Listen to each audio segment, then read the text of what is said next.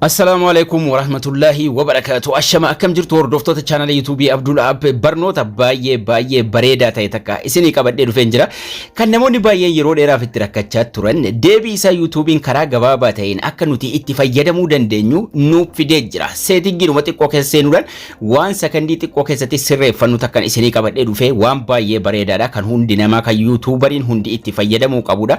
Egaa waan kanatti ce'uun keenyaan dura waan takka lama isiniin jechuu barbaada. Namoonni channel kanaaf haaraa taatan barnoonni duraanii asuma channel kiyya jala seenuudhaan playlist jalatti bakka takkatti hidhamee jira. Kana qofaa miti kan isiniin jechuu barbaadu.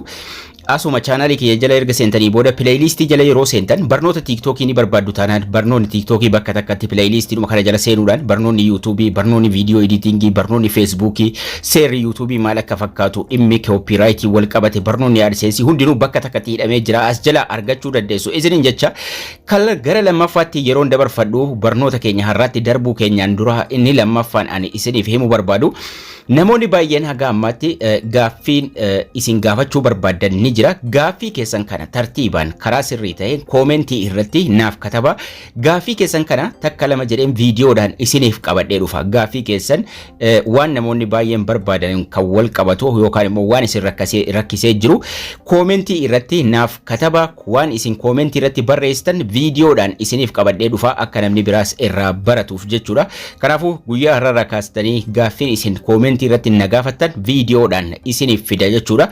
Kanatti aansuudhaan egaa gara barnoota keenyaatti har'aatti yeroo darbinu barnoota keenya har'aa irratti YouTube studio irra seenuudhaan waan takka waliin ilaalla. Waan haaraa YouTubein qabatee dhufe kana maal akka ta'e waliin ilaalla.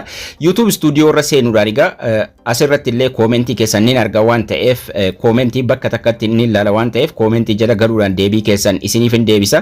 Deebii gaaffii sirrii ta'e afaan Oromoo ifaa ta'een nagaafadha isiniin jechuu barbaada ammallee irra deebi'ee.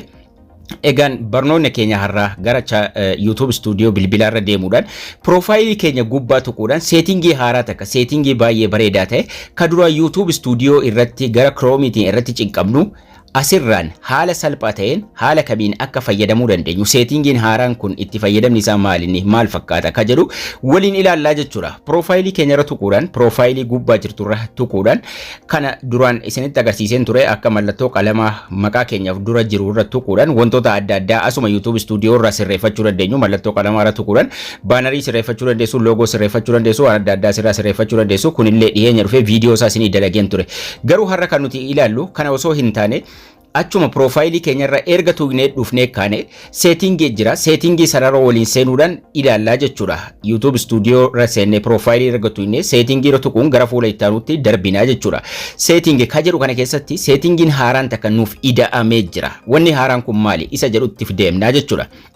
Asirra yeroo dhufnu gaa notification jira, currency jira, akkasuma permission waan jedhu channel permission kana salphaatti YouTube studio Google Chrome irra osoo hin deemin keessattuu namoonni YouTube irratti muuxannoo hin qabne akkasuma namoonni bakka adda addaa teessanii waliin dalaguu barbaadan asuma YouTube studio irra waliin fayyadamuu dandeessu jechuudha. Channel permission kanarra tuqnee yeroo gara fuula duraa adeemnu chaanaalii biraa yookaan immoo namni biraa akka inni YouTube keenya irratti gargaarsa nuuf godhu eeyyama kennuudha. Asirratti akkuma isin argitan Abdul App jedha owneriidha yookaan immoo abbaa YouTube kana eenyu akka ta'e maqaa gubbaa nuu kaha jalatti invite waan jedhu qaba.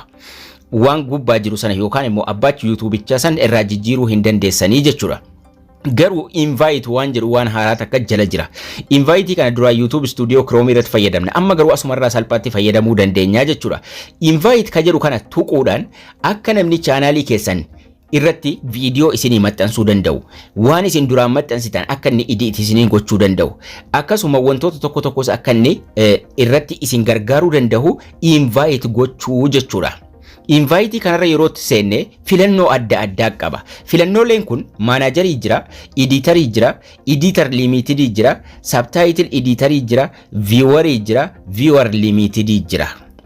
Filannoo kana keessaa tokko filannee namaaf kenninaa jechuudha. Yeroo namaaf kenninu tokko filannee emailii nama sanaa namni sun emailii nuuf kenna, emailii nama sanaa irratti katabna. Osoo YouTube keenya guutummaan guutuutti ittiin kennin nama sanatti waan takka qofa akka inni waan ta'e irratti nu gargaaru itti kennuu jechuudha. YouTube keenya qofaa jechuudha. Emailii irratti katabna gubbaa irratti emailii nama nu gargaaru barbaanne sana irratti katabnaa jechuudha. Managerii yoo kennitan yoo ka jalqabaa filattan emailii irratti guutee isinitti agarsiisa. Namni sun waan maraa YouTube keessan irratti gochuu danda'a. Viidiyoo maxxansuu danda'a, laayivii seenuu danda'a, ediitii gochuu danda'a, viidiyoo hin barbaachifne diileetii gochuu danda'a. Dabalataanis chaanaalii YouTubechaas diileet gochuu ni danda'a yoo maanajarii kennitan. Editor ka jedhu yoo isa lammaffaa nama saniif kennitan namni sun waa hundaa ni arga waan YouTube sanarra jiru, laayivii seenuu ni danda'a, akkasuma viidiyoo maxxansuu ni danda'a. Viidiyoo maxxanfamee jiru edit gochuu ni danda'a. Garuu permissionii maanajeriin qabu hin qabu namni kun. Kana jechuun diileet wama takka illee gochuu hin danda'u. Viidiyoo maxxansuu edit gochuu waan maraa ni danda'a. Inni ittaanu garuu editariidha, innis garuu limitedidha. Kana jechuun editarii wal fakkaata garuu wanni hanqatu maallaqa isin YouTube irratti dalagaa jirtan ilaaluu hin danda'u jechuudha. Isuma lammaffaa osoo kennitanii baay'ee bareedaadha. Waa takka rakkina hin qabu. Namni sun waan maraa edit isinii gochuu danda'a, viidiyoo isinii maxxansuu danda'a jechuudha. Emailii irratti galchina. Emailii nama sana sirriitti irratti katabuu qabdu jechuudha. @gmail.com illee osoo dogoggorin. Emailii erga galchitanii booda filannoon jala sana jiru hundinuu isiniif banama. Sana keessaa tokko filattu jechuudha. Maanajarii haa filannu. Maanajarii yoo filanne namni sun waan maraa gochuu danda'a. Diileet illee gochuu danda'a, ediitii gochuu danda'a, viidiyoo maxxansuu danda'a jechuudha. Inni lammaffaa diileetii gochuu hin danda'u, viidiyoo isinii maxxansuu, chaanaalii keessa seetingii isaa isinii sirreessuu waan maraa gochuu ni danda'a jechuudha. Akkasuma maallaqa isin YouTube irraa qabdanis arguu ni danda'a jechuudha. Garuu waa takka diileetii gochuu hin danda'u.